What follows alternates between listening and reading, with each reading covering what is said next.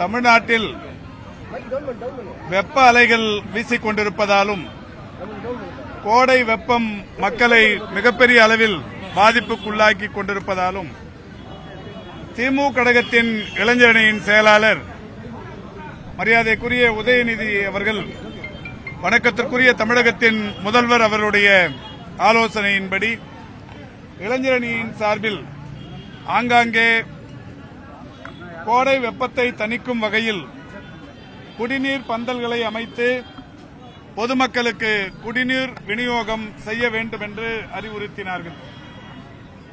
அந்த வகையில் சென்னையின் பல்வேறு இடங்களில் குடிநீர் பந்தல்கள் அமைக்கும் பணி தொடங்கப்பட்டது.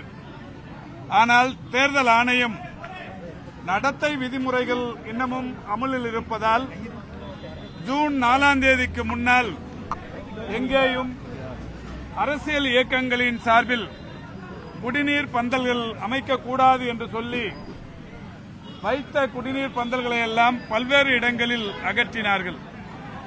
இந்த நிலையில் கடந்த வாரம் சைதாப்பேட்டையில் நடைபெற்ற ஒரு நிகழ்ச்சியில் நான் தேர்தல் ஆணையத்திற்கு ஒரு வேண்டுகோள் விடுத்திருந்தேன். நான் மட்டுமல்ல, என்னை போல் பலரும் விடுத்திருப்பார்கள். கோடை வெப்பம் தகித்துக் கொண்டிருக்கிற சூழலில் அரசியல் இயக்கங்களின் சார்பில் இந்த குடிநீர் பந்தல்களை அமைத்து தண்ணீர் விநியோகிப்பதற்கு தேர்தல் ஆணையம் தடை விதிக்கக்கூடாது என்கின்ற வகையில் ஒரு வேண்டுகோள் விடுத்தோம். உடனடியாக அடுத்த நாளே தலைமை தேர்தல் ஆணையத்தின் சார்பில் ஒரு பத்திரிகை குறிப்பு ஒன்று வெளியிடப்பட்டது. அதன்படி இந்த குளிர் தண்ணீர் பந்தல்கள் அமைப்பதற்கு தடையில்லை என்கின்ற வகையில் தேர்தல் ஆணையம் இன்றைக்கு அந்த தடையை விலக்கிக் கொண்டார்கள். அதற்காக தேர்தல் ஆணையத்திற்கு நன்றியினை தெரிவித்துக் கொள்கின்றேன். இது பொதுமக்களுக்கு செய்கிற மிகப்பெரிய அளவிலான சேவை. எந்த அரசியல் அமைப்பு செய்தாலும் அதை தடுக்கவோ அதை முடக்கவோ எந்த அரசு நிர்வாகமும் முனைந்திடக்கூடாது. ஒருவரால் ஒரு 10 பேருக்கு நன்மை கிடைக்கும் என்றாலும் அந்த நன்மையை தடுப்பதற்கு யாருக்கும் உரிமை இல்லை. குறிப்பாக இந்த தேர்தல் நடத்தை விதிமுறைகள் என்பது 45 நாட்களுக்கு மேலாக தமிழ்நாட்டில் இருக்கும் நிலையில் பெரிய அளவிலான சேவை துறைகளின் பணிகள் பாதிப்புக்குள்ளாகிறது.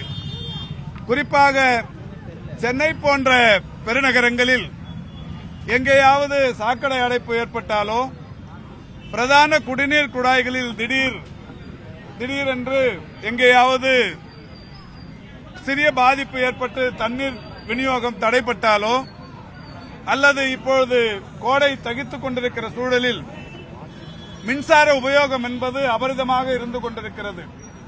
எனவே எங்கேயாவது ஒரு சில இடங்களில் தற்காலிகமாக அந்த மின்மாற்றிகளில் ஏற்படுகிற பழுதுகளின் காரணமாக மின்தடையும் ஏற்படும்.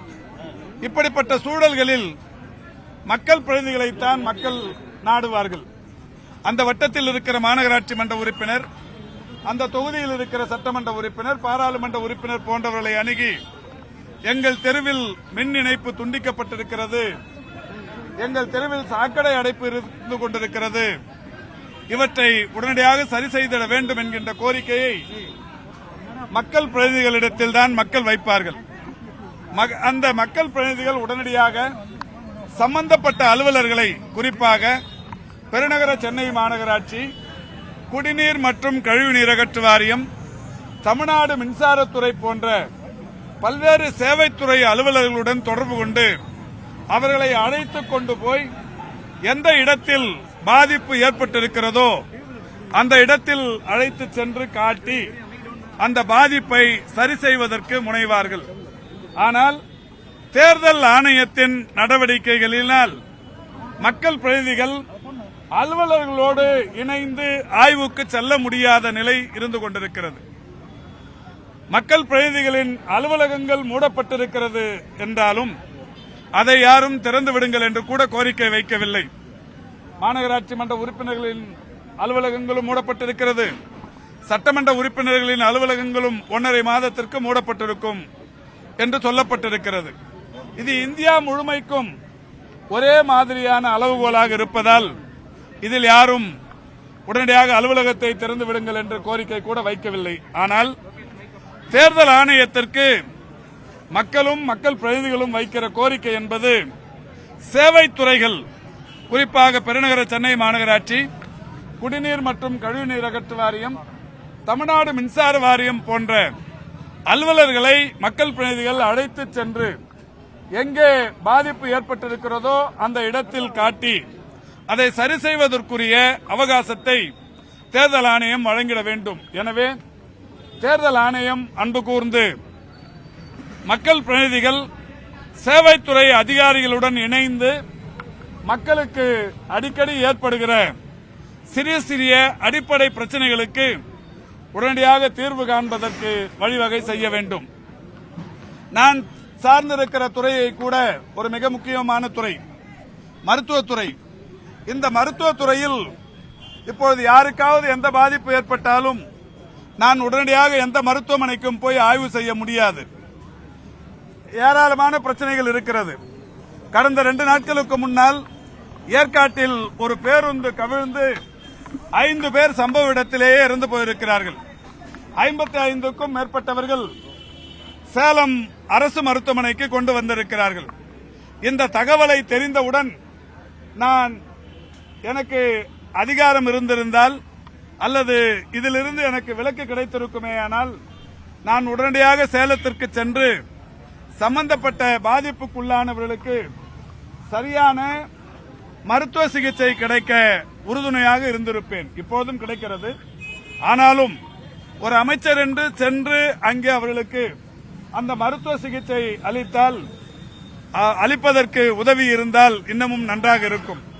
ஏற்கனவே கடந்த 3 ஆண்டுகளில் தமிழ்நாட்டில் எங்கே விபத்து நேர்ந்தாலும் விபத்து நேர்ந்தவுடன் சம்பந்தப்பட்டவர்களை நான் நேரடியாகவே போய் தொடர்ந்து பார்த்திருக்கிறேன்.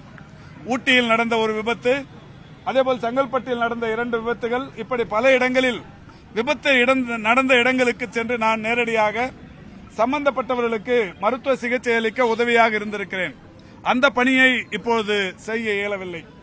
எனவே தேர்தல் ஆணையம் இதுபோன்ற முக்கியமான துறைகளில் உயிர்காக்கும் பிரச்சனைகளுக்கு, மக்களின் அடிப்படை பிரச்சனைகளுக்கு தீர்வு காண்பதற்கு இந்த கட்டுப்பாடுகளிலிருந்து தளர்வளிக்க வேண்டும் என்று கேட்டுக் கொள்ளுகின்றேன். தண்ணீர் பந்தல் அமைப்பதற்கு இருந்த தடையை நீக்கியதற்கு நன்றி தெரிவிக்கிற அதே சூழலில் சேவைத்துறைகளுடன் இணைந்து மக்கள் பணி ஆற்றுவதற்கு மக்கள் பிரதிநிதிகளுக்கு சற்று தளர்வளிக்க வேண்டும் என்று உங்களின் வாயிலாக கேட்டுக் கொள்கிறேன். சார், கோவிஷீல்டு தொடர்பா இப்ப ஏற்கனவே நானும் கூட என்னுடைய சமூக வலைதளத்தில் கடந்த வாரம் கூட நுங்கு, இளநீர் போன்றவற்றை அருந்தி இந்த செயற்கை குளிர்பானங்களை விடுத்து இதுபோன்று சாப்பிடுவது நல்லது, இது அமைச்சராக சொல்லவில்லை, ஒரு சக மனிதனாகத்தான் சொல்லுகிறேன் என்று சமூக வலைதளத்தில் செய்தி வெளியிட்டிருந்தேன். நானும் அதை டெமோ செய்தும் காட்டியிருந்தேன். அது பெரிய அளவில் இன்றைக்கு சென்று கொண்டிருக்கிறது. இப்பொழுது இந்த தண்ணீர் பந்தல் திறப்பதற்கு தடை இல்லை என்ற உடனே ஒரு தண்ணீர் பந்தலை சைதை தொகுதி மக்களுக்காக திறந்து வைத்திருக்கிறோம். இந்த தண்ணீர் பந்தலை பொறுத்தவரை குளிர்நீர், ஐஸ் வாட்டர் என்று சொல்லக்கூடிய குளிர்நீர் காலை 9 மணிக்கு தொடங்கி மாலை 7 மணி வரை இங்கே ஒருவர் பணியிலிருந்து அந்த தண்ணீரை பிடித்துக் கொடுப்பார். மிக குளிர்ந்த நீர், ஐஸ் வாட்டர் இங்கே இன்றைக்கு தொடர்ந்து ஒரு 2 மாத காலம் இந்த கோடை முடிகிற வரை தரப்படும். அதேபோல் மோர் ஒரு 4-5 மணி நேரம் மோரும் கூட தரப்படும். இப்படி இந்த ஒரு இடத்தில் இன்றைக்கு ஒரு ஃப்ரீசர் பாக்ஸ் வைத்து குளிர்நீரை தருகிற அந்த பணியினை தொடங்கி இருக்கிறோம். இது வெற்றி பெறும் பட்சத்தில் சைதையில் இன்னும் பல இடங்களில் இதே போன்று ஒரு ஃப்ரீசருடன் கூடிய இந்த குளிர்நீர் தருகிற பணியினை தொடங்கவிருக்கிறோம். இதேபோல்தான் சென்னையின் பல இடங்களில் திமுக கழகத்தைச் சேர்ந்தவர்கள், மரியாதைக்குரிய இளைஞர் நலன் விளையாட்டுத்துறை அமைச்சர் திரு உதயநிதி சார் அவர்கள் விடுத்த வேண்டுகோளை ஏற்று இளைஞரணியைச் சேர்ந்தவர்கள் ஏராளமான இடங்களில் இதுபோன்ற பணிகளை செய்து கொண்டிருக்கிறார். கோவிஷீல்டு தடுப்பூசியினால இதய பாதிப்புகள் ஏற்படுறதா ஒரு அறிக்கை வந்திருக்கு. மக்கள் அச்ச உணர்வு இல்ல, அறிக்கையெல்லாம் எதுவும் வரல. சம்பந்தப்பட்டவர்கள் வெளிநாட்டில் ஒரு நீதிமன்றத்தில் சொல்லி இருக்கிறார்கள்.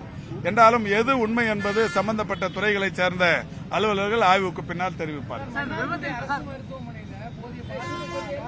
இல்ல, இப்ப அதெல்லாம் எதுவுமே நான் இங்கிருந்து நீங்க சொன்னாலும் கூட எந்த அலுவலர் கையில நான் போன்ல பேசவும் கூடாது, எதுவும் சொல்லக்கூடாது.